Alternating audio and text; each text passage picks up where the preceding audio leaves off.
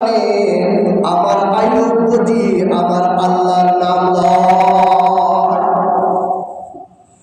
আল্লাহ পাক রব্বুল আলামিন জিবরাইল যাও যাও দেখো আমার আয়ুবের ঈমান কত শক্ত, ঈমান কত শক্ত, তার আমলের পাওয়ার কত দেখো।